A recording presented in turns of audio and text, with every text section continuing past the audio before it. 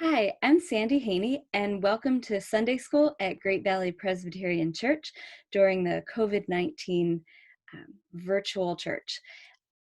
I'm glad you could join us. This is the first trial in online Sunday school, and what we're going to do today is talk about the early martyrs. And so this is part of a series called Learning from the Martyrs, and we're going to be looking at martyrdom in the early church in the first few centuries of the Christian era to find out stories about our earlier fathers and mothers and their willingness to die for their faith, how that shapes our faith today, how it shaped the early church. So I'm very excited about this topic. I'm glad you can join us.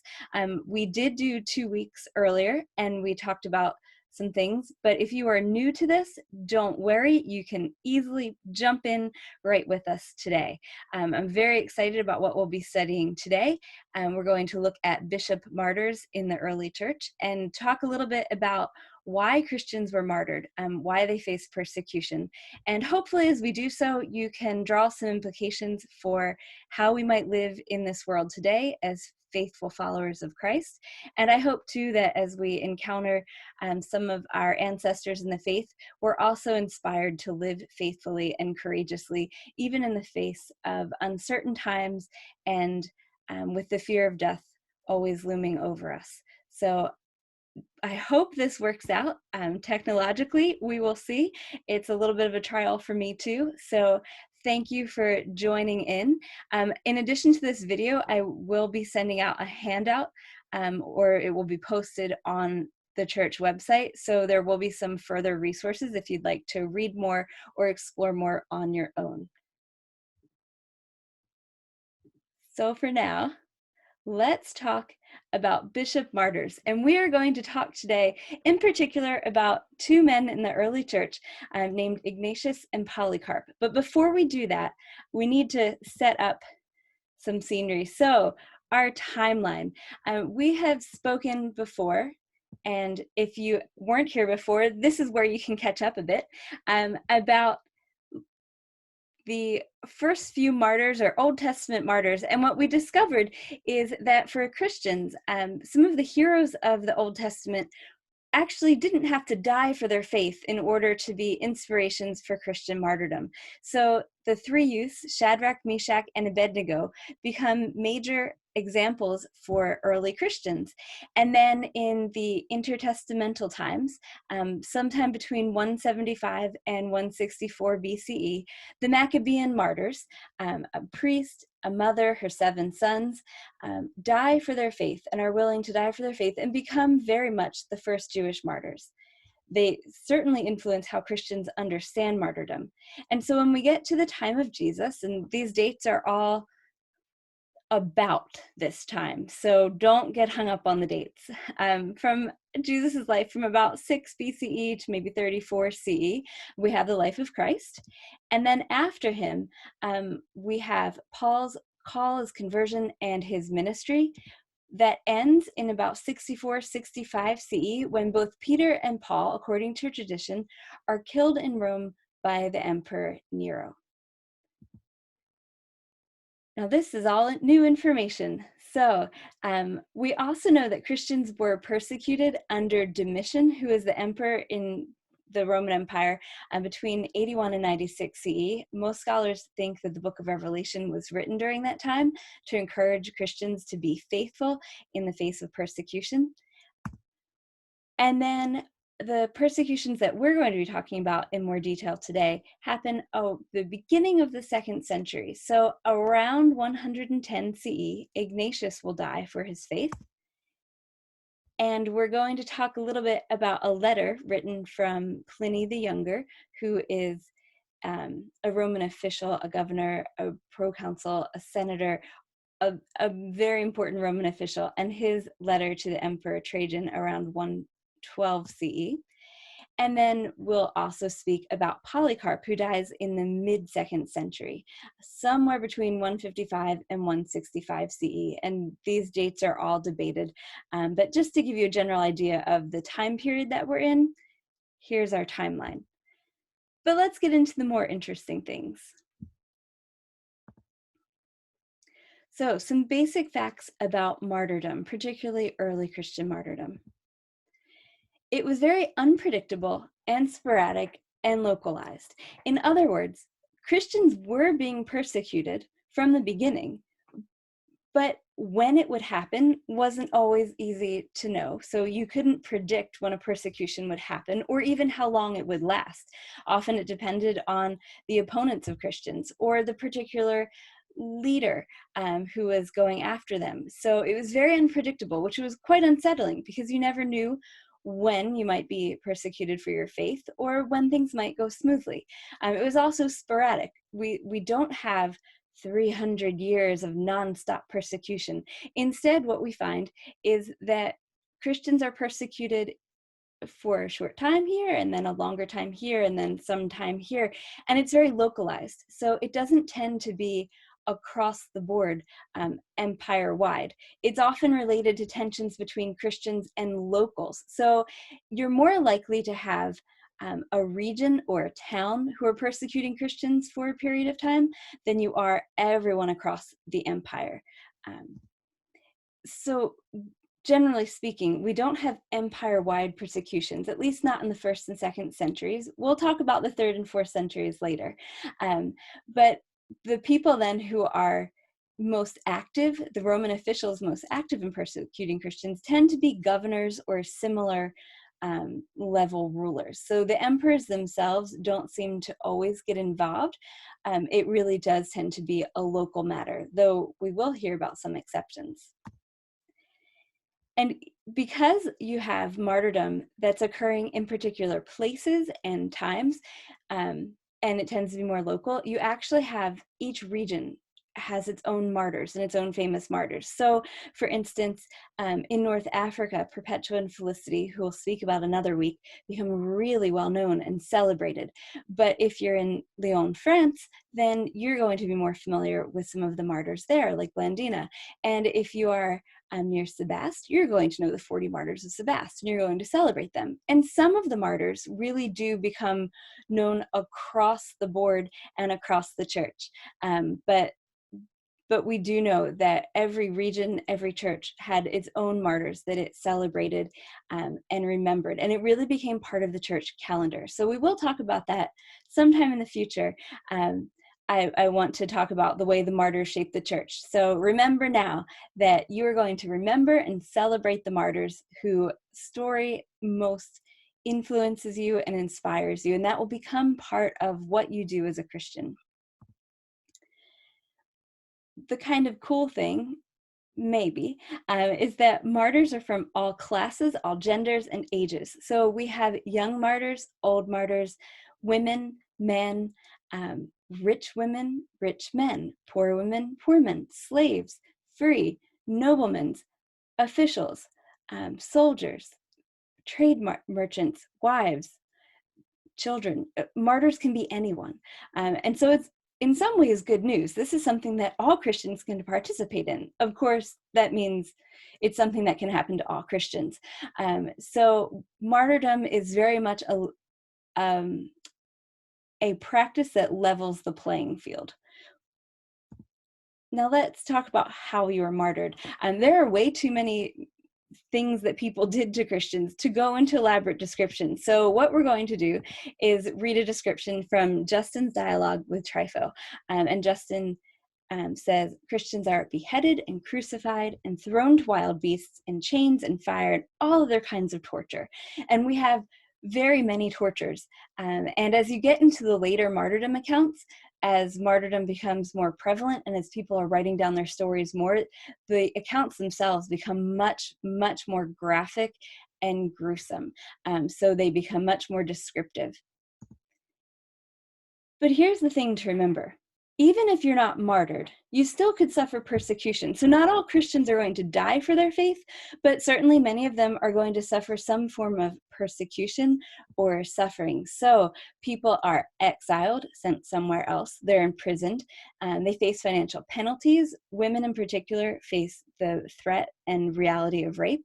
People are beaten. There are social consequences. You can no longer trade. Your townspeople no longer interact with you or engage with you, or you lose access access to some of the social benefits of living in your town. And there's a loss of economic stability.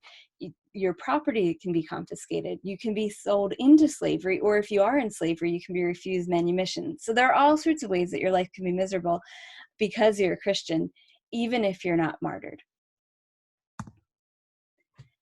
But why? Why are Christians martyred? What do they do? What are the accusations? And I think that some of these will make complete sense. And a few of these, you might say, oh, wait, what? So bear with me, hear me out. Here are some of the accusations that are repeated very frequently when it comes to Christian martyrdom. So one of the problems that the Romans have with Christianity is that it's a new religion, or it's a foreign religion. And so throughout the Roman Empire, we often have people saying, these people are practicing some new religion. And the Romans in general were very suspicious of anything new. So now this looks something new. That means it might be dangerous or problematic. It might also be foreign. So they were a bit leery of foreign religions. And here's a religion that's tied to Judaism, and it comes from Jerusalem, and it seems a little strange. So they're certainly concerned that this is a new and foreign religion. This is a new cult, and we need to be careful. This could be dangerous. They also use the term superstition, for Christianity, and that is not a compliment. A superstition at the time, or superstitio, is an excessive or unreasonable slavish worship of the gods. So this was a derogatory term for people whose worship was exaggerated and excessive, whose devotion to their gods was slave-like, who really seemed to have no restraint, and who were ruled by a tyrant and were ruled by fear and feared their gods way too much. So this is something that when the Romans hear about Christianity and their practices, we often have them saying, it's a depraved superstition. This is problematic because it has rituals and it's excessive. It requires all of your loyalty. It does different rituals, and they're very suspicious of this. And superstitions are in general outlawed. So if you're getting that label, you're probably going to run into trouble, because that's not a label you want to have. Christians are also considered immoral. In particular, they're cannibals, and they practice incest. And this is actually a very, very common accusation against Christians. They're cannibals. They eat flesh and they drink blood, maybe even of babies. One of the things that happens, we know that Christians use the language of drinking blood and eating flesh, read John 6, when they practice the Eucharist. Well, outsiders didn't necessarily participate in the Eucharist or were even allowed to be present during that time. So people heard just enough, but didn't actually know what was going on. And so in the way that gossip spreads easily, the gossip spread that, oh my goodness, these Christians, they're cannibals. They're eating flesh and they're drinking blood. And the Romans were not okay with that. So they were very suspicious that the Christians were cannibals, and that means they're immoral and need to be prosecuted. They also were accused of incest. They went to love feasts, which were often the dinners that preceded the Eucharist. They were called agape feasts, so love feasts. And they would greet each other with a kiss and call each other brother and sister. And we know that they did this. They had feasts that they called love feasts. They greeted each other with a holy kiss, and they call each other brother and sister. But we know as Christians that that wasn't incestuous. It was just recognizing and living out that we're the family of God. But for the Romans, this looked really strange. For outsiders, this looked like incest. This is problematic. This looks like something that maybe should be outlawed or prosecuted. The name Christian becomes a problem. And so just to call yourself a Christian at some places and in some texts, that in itself is enough to be worthy of persecution, because the name Christian is a word that represents disloyalty to the empire. This is a troublemaker. So if you claim the name Christian, well, then you're aligning yourself as a troublemaker. You're defining yourself as somebody who's disloyal. And this is problematic. So even just saying, I am a Christian, is enough to get you killed. Now, this might be the term that most of you are going to find a bit puzzling, but one of the greatest accusations against Christians is that they are atheists. The Romans continually call them atheists. Look at these atheists. They are atheists. The problem is that Christians did worship God. We know that. The problem was that they only worshiped one God. So they wouldn't worship the Roman gods. They wouldn't worship the gods of the empire. They wouldn't worship the gods of their families, of their ancestors. And to the Roman view, this is ridiculous. If you're really religious, if you are truly faithful, then you will worship all of the right gods.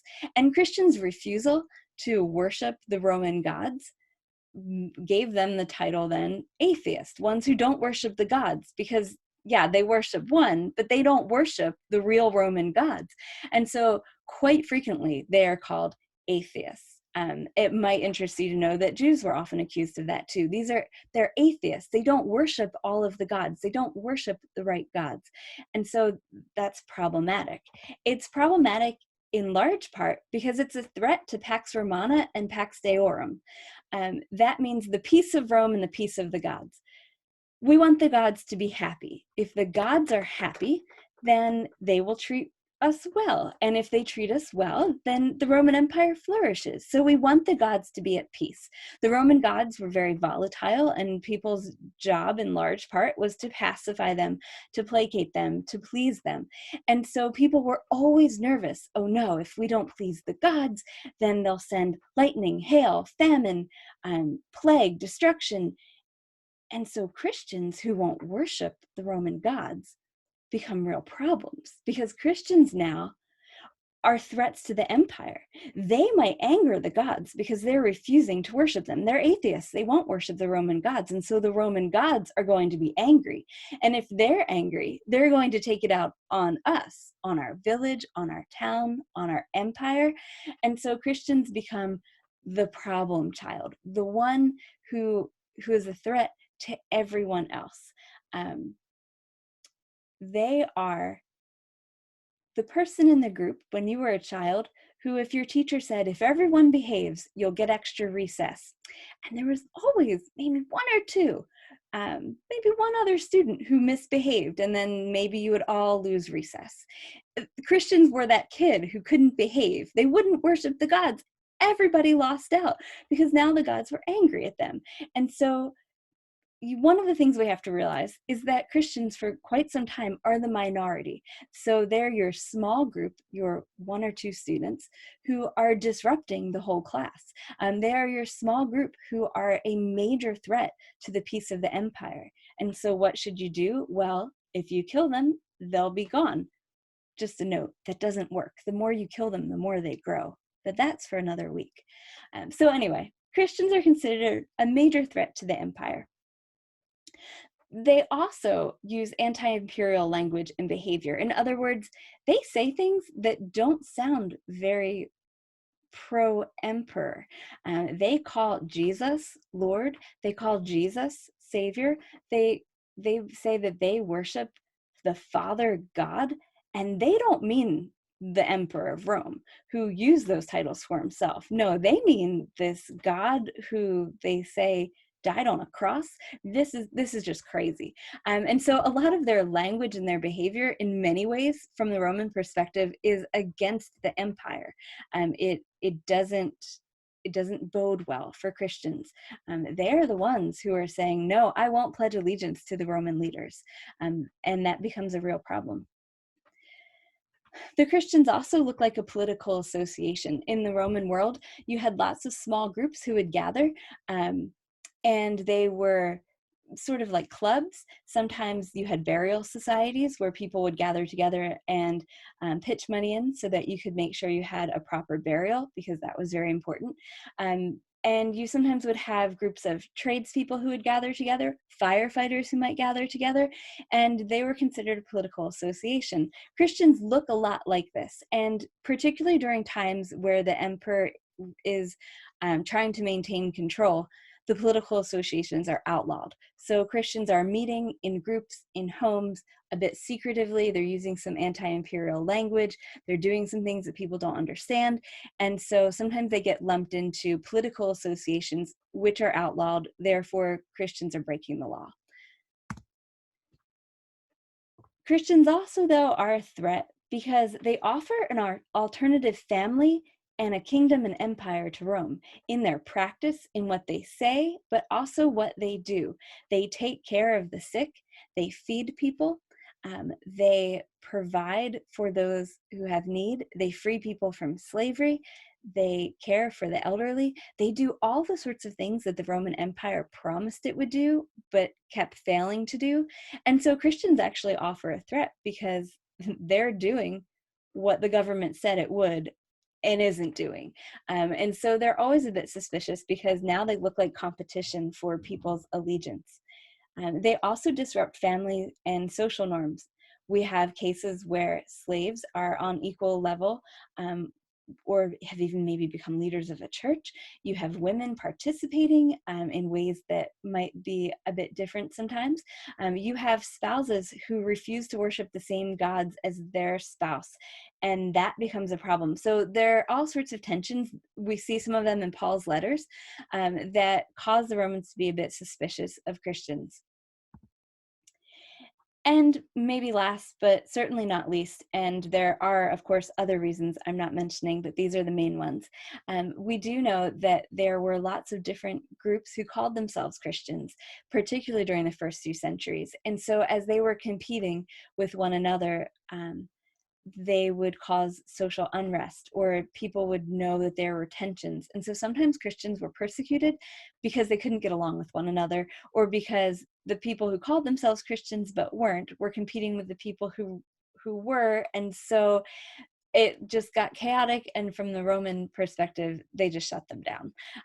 So there are all sorts of reasons that Christians were persecuted, and one of the frightening things, of course, is that you never knew what you could be accused of. So we have different martyrdom accounts that where somebody will be called an atheist, or perhaps they'll be accused of cannibalism, or that they're practicing a superstition. And so there are all sorts of ways that these ongoing accusations arose and were used against Christians as reasons to persecute them.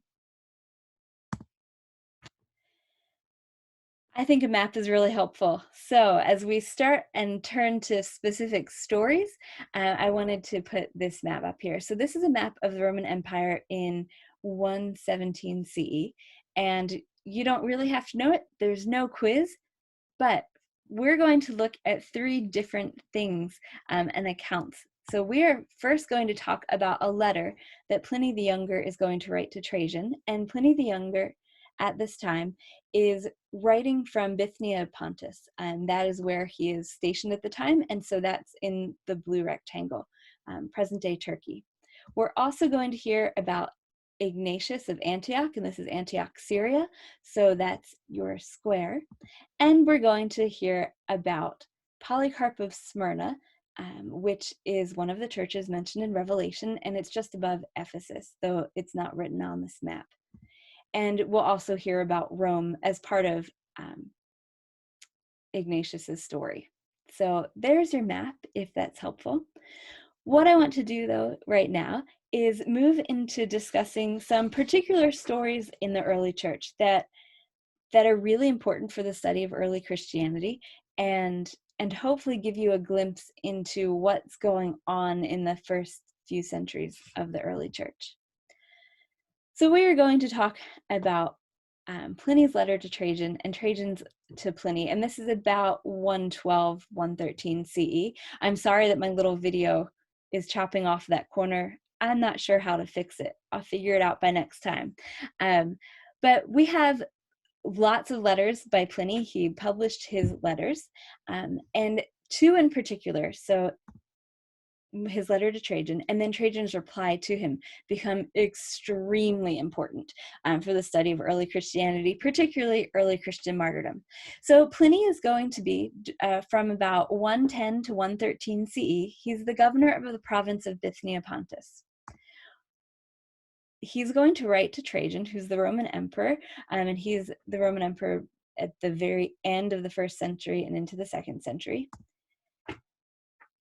And Pliny's letter to Trajan is going to say, hey, while I've been here and I'm trying to get everything in order, we had some people who were accused of Christians. After I offered them a chance to recant their faith, I had them executed. So the ones who wouldn't recant their faith, Pliny had executed. And he tells this story very matter-of-factly.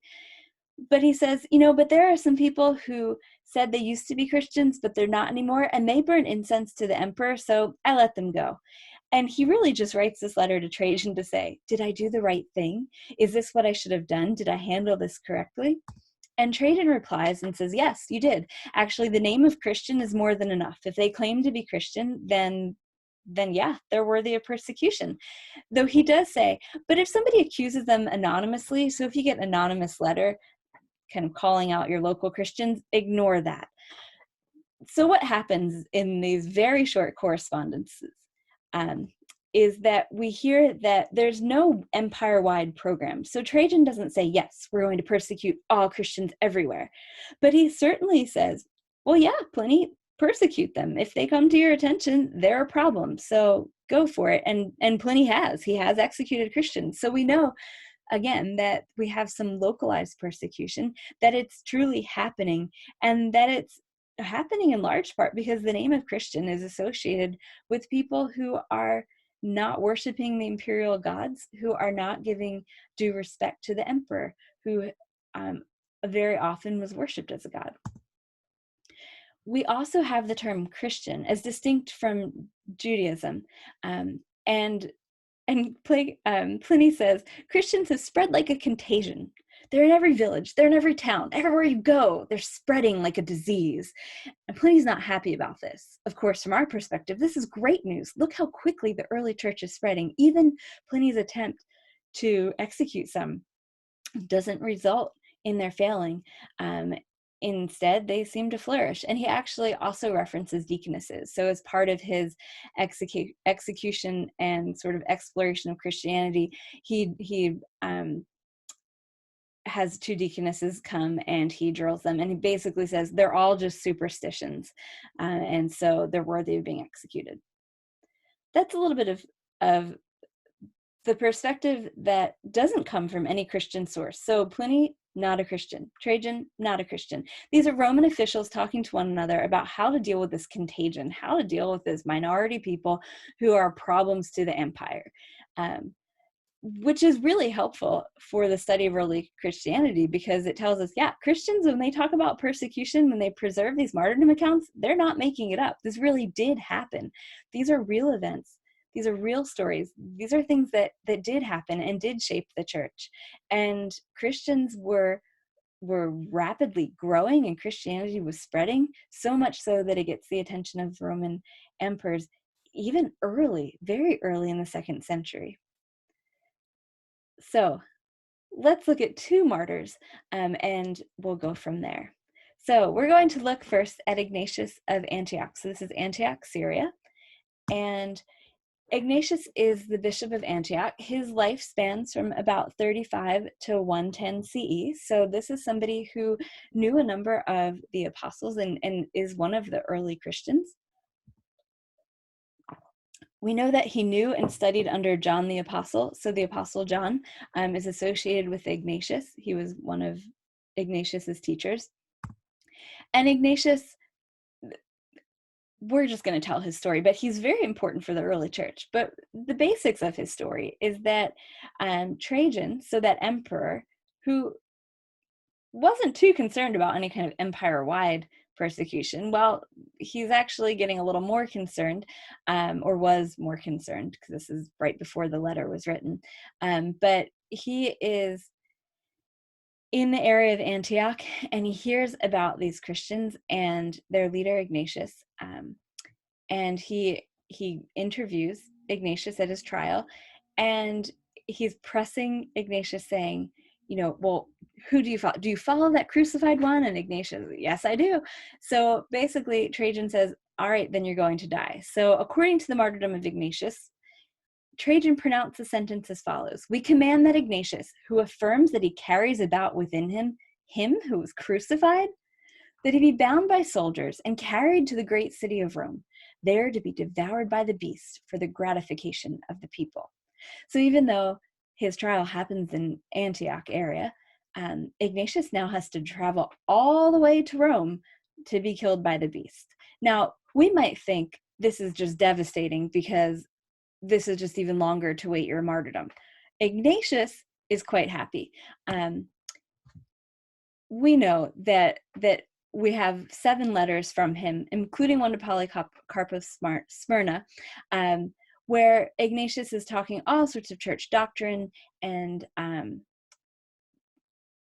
telling us about church leadership and kind of preparing the church to survive without him. And presumably he's writing these on his road trip to martyrdom. But the letter to the Romans that he writes tells us that Ignatius is not fearing death. Oh no, not by any stretch. Instead, he's looking forward to death with great joy, exceedingly great joy. So Ignatius actually writes, I'm going to read a quote from him. He says, "Let fire and the cross, let the crowds of wild beasts, let tearings, breakings, and dislocations of bones, let cutting off of members, let shatterings of the whole body, and let all the dreadful torments of the devil come upon me. Only let me attain to Jesus Christ." In fact, Ignatius's letter to the Romans is written to tell the Romans, please don't interfere. Don't try to intercede. If you thought that you might save me from martyrdom, think again. I want to be martyred. He says, I will willingly die for God unless you get in the way. So let me be food for wild beasts, through whose gift, instrumentality, it will be granted for me to attain God. I am the wheat of God and am ground by the teeth of the wild beasts, that I may be found the pure bread of God. In other words, Ignatius says, I want to be martyred. I'm going to be martyred. Don't try to intercede. So he writes to the Romans ahead of time before he gets there. And he writes to the church in Rome and says, I know that you'd like to try to get Trajan's sentence overturned. Please don't. I want to die for Christ, because by dying for Christ, I become like Christ. And so one of the things that Ignatius shows us is that in the early church, martyrdom was very much seen as an imitation of Christ. This is a theme throughout all of the martyrdom accounts. Those who are martyred are most like Christ, because what was Christ willing to do? Die for us. And so those who are truly his followers die for him. It also becomes a means of salvation, or assurance of salvation. Martyrdom becomes sort of your quick ticket to heaven. In other words, if you aren't sure, well, if you're martyred, we're sure. We know where you end up. We know that if you're willing to die for Christ, you're in heaven. And so for many martyrs, particularly like Ignatius, martyrdom becomes something they actually seem to seek. And so one of the tensions in early Christianity that we will talk about another week is, should Christians seek martyrdom? What does this look like? And we see even from these early accounts that there really is a tension. Ignatius is joyfully, excitedly lusting for martyrdom. I mean, he cannot wait. And so it does beg the question, should Christians seek it? Do they flee? Do they refrain? And these are going to be questions that again, we'll talk about later. But stories like Ignatius remind us that Christians are trying to figure out how to do this. We know that people are going to be martyred. Do you seek it? Do you not? How do you embrace it? One of the things that we might find encouraging is that Ignatius reminds us that if martyrdom is something that happens to us, we don't have to fear it. We can embrace it. We can find joy within it. We can know that we are imitating Christ, and that Christ will be there through it and at the end of it.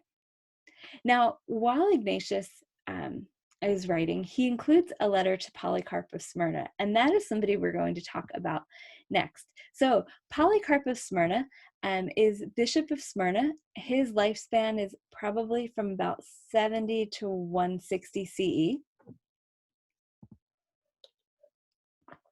He also knew or studied under John the Apostle. I put a question mark because we're not always sure if he studied under John or if he studied under John's disciples, but we think that Polycarp knew John. He certainly knew Ignatius, who himself had been taught by John. So we have somebody who is either a disciple of a disciple or only once more removed. So Polycarp writes a famous letter to the Philippians, which has many quotes from what now is the New Testament, and it's a beautiful letter, and my handout will have a link to it. But one of the things, what we want to talk about really is Polycarp as a martyr. Spoiler alert, Polycarp is martyred. So Polycarp's story begins with a martyrdom outbreak. So martyrdom is breaking out. People are looking for him. And Polycarp has to decide, do I hide from martyrdom? Do I seek it out? What should I do? Well, at first he hides. He goes to another place and tries to flee those who are following him. He does this a couple of times. And then while he's praying, he has a trance, like a vision that reassures him. It's a vision of a burning pillow. And when this is over, he says to the people, I'm going to burn for Christ. So the next time when the soldiers actually do find him, he doesn't run away. He stays and allows himself to be taken to trial. Now, on his way to trial before the local proconsul, Polycarp hears a voice from heaven, and the voice from heaven says, "Be strong, Polycarp, and play the man." And then there's this dramatic account, and I have to say it's one of my favorites. But Polycarp is standing before the proconsul, and the proconsul says, "Look, you're old. Just burn a little incense. Like just pretend to worship the emperor. Move on. Like, you're old. I don't want to kill you. Come on. Like, this is just recant your faith. It's not a big deal. Just go for it." And Polycarp says, 86 years have I been his servant, and he has done me no wrong. How then can I blaspheme my king who saved me? In other words, Christ has been faithful to me my whole life. How can I renounce him? Well, Polycarp doesn't. And in fact, as part of his trial, they say to him, "Oh, bring out the atheists." The crowd is chanting, "Bring out the atheist, Polycarp, bring out the atheists." And so Polycarp is called atheist by the proconsul, and he says, "No, these are the atheists," pointing to everyone else. So Polycarp plays with this term atheist and says, "No, you all who don't worship the real God, you're the true atheists." But then he says and proclaims, "No, I am a Christian." So let's be clear. I am a Christian. I've been Christ's servant. He hasn't failed me. I'm not going to blaspheme him. And so what happens with his story after all of this, in addition, I realize, he's accused of being atheist, but he's also called the father of Christians, the puller down of our gods, who teaches multitudes not to sacrifice or worship. You can see where the people who are accusing him are really leery of this powerful old man, because he's convinced people not to worship the Roman gods. He's told people that they shouldn't be sacrificing to the Roman gods, that they shouldn't be worshiping the Roman gods, and this threatens everybody. And Polycarp says, "Yep, well, the real God is Christ, and I'm his servant. I am a Christian. I'm willing to die for him." So he's calm, he's steadfast during his death, during his trial. When he's talking with the proconsul, he's very calm and in control. And then they tried to burn him to death. And he's not tied to the stake. He says, "Nope, I'll be able to stay on the stake. Strength of Christ. I can do it." And so he is burning at the stake, but the fire is not actually burning him. Think Shadrach, Meshach, and Abednego. And finally they realize he's not dying quickly enough or at all. So a soldier comes and pierces him with a sword, at which point blood spills out, extinguishes the fire. Polycarp dies. They then burn the rest of his body, but then Christians gather what few bones are remaining and take them to be revered. So Polycarp becomes very quickly a hero of the faith. This is someone who died for Christ, like Ignatius, and in front of a huge multitude proclaimed, "Yes, I'm a Christian, and I will follow Christ," and died in a way that shocked people, not because he was burnt or because he was put through with a sword. They were used to violent deaths, but for him to die valiantly, to die without fear, to die trusting in his God, the crucified one, this was shocking. And his story was remembered. It was incredibly encouraging to the earliest Christians. Polycarp very much imitated Christ, and his story about his martyrdom very much points out all of the ways that he looks like Christ. And so he becomes sort of the exemplar of martyrs. If you want to know how to be a martyr, look at Polycarp. He is a fantastic example. And so he really becomes quite famous and well known as a martyr who can show us how to live and die for Christ. So we're going to wrap up, but I wanted to end with just a few thoughts about what the bishops teach us. And in other weeks, I'm hoping we'll look at some of the stories about some female martyrs, about some soldier martyrs, groups of martyrs who died together, and we'll also talk about the implications of martyrdom on the church. But for now, the bishops. So what do Ignatius and Polycarp teach us? Well, martyrdom's always a possibility for those who follow Christ. It was then, it is now. If you follow the news, there are other things going on in the world, including martyrdom of Christians. Christians always have the possibility of being killed for Christ. And the New Testament tells us this over and over. Jesus tells his disciples over and over that you'll suffer for my name when you're brought before people. Don't fear death. Over and over. Paul's letters, the same thing. All of the letters in the New Testament, in fact, seem to promise that we will suffer and that we'll be persecuted and that some of us will die for our faith. And that isn't something perhaps that we should fear. In fact, it's what might be one of the ways that we imitate Christ. And maybe it encourages us to live our lives faithfully so that if martyrdom ever does happen, we're ready. Polycarp said, 86 years. I've been his servant and he's always been faithful. How can I renounce him? May we be so faithful that if martyrdom ever does present itself, we can say, I've been serving Christ for this long and I know that he's faithful. I will continue to be faithful. The bishops also, though, tell us that lifelong faithfulness to God doesn't guarantee an easy life. Polycarp and Ignatius don't have an easy life. They end up martyrs in gruesome ways. And it's a good reminder sometimes that even if we are always faithful to God, which none of us really is, but if overall our life is characterized by faithfulness, it in no way guarantees an easy life or that we won't suffer. It doesn't say that we won't die. We will die. We will suffer because we're human. We live in a broken world. We are still being sanctified.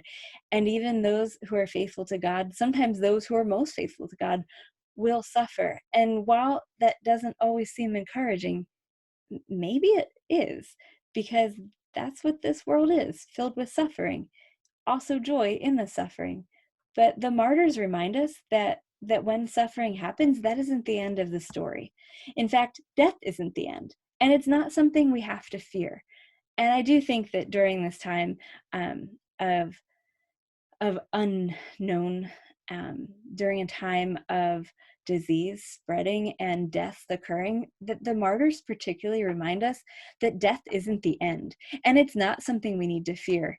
Ignatius joyfully goes to death, knowing that he'll meet Christ, knowing that nothing in this world can compare with being with Christ. Polycarp, too, doesn't fear death because he knows that God is faithful. And so maybe the martyrs, if nothing else, remind us that death isn't the end of the story. Think about it. Someday in heaven, we get to meet these martyrs. We get to interact with them through eternity and to praise God with them. I mean, this is good news. Heaven is something to look forward to. Death isn't something that we have to fear because it's not the end of our story. Whether the death is by someone else's choosing or by events out of our control, however it might happen, it's not the end. It's not something we should seek or try to do, but it isn't the end of our story. And that is good news. We know that Ignatius, Polycarp, they knew that the God who raised Jesus from the dead could do the same for them, and that God is still alive and working today. And God is with us, even in trials, persecution, and death. Their stories remind us, all of the stories of the martyrs remind us that God is with us, whether we are enjoying life and socializing and being out and about and spending time with family, or if we are stuck in isolation, or if we are struggling with illness, or if we are being persecuted for our faith, if we're losing relationships because of our faith, if we're suffering real persecution, if we're dying, whatever the case, whatever the scenario, God is with us. He's with Polycarp as he's burning on the stake. He's with Ignatius as he's being eaten alive by animals. God is with us through trials, through good times, through bad, and the martyrs remind us of God's presence and God's faithfulness.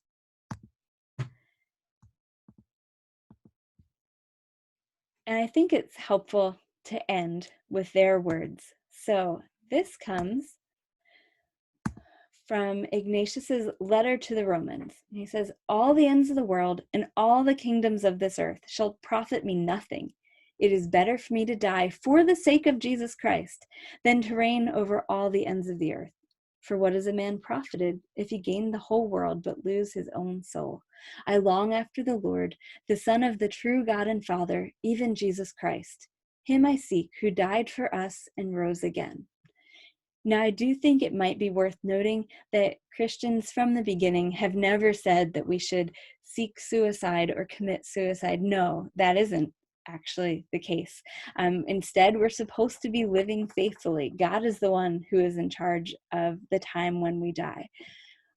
But Ignatius's words remind us that when we do die, when that time comes, it's worth it, that nothing here on earth is worth what is ahead or what is promised to us, that nothing can compare to being with Christ.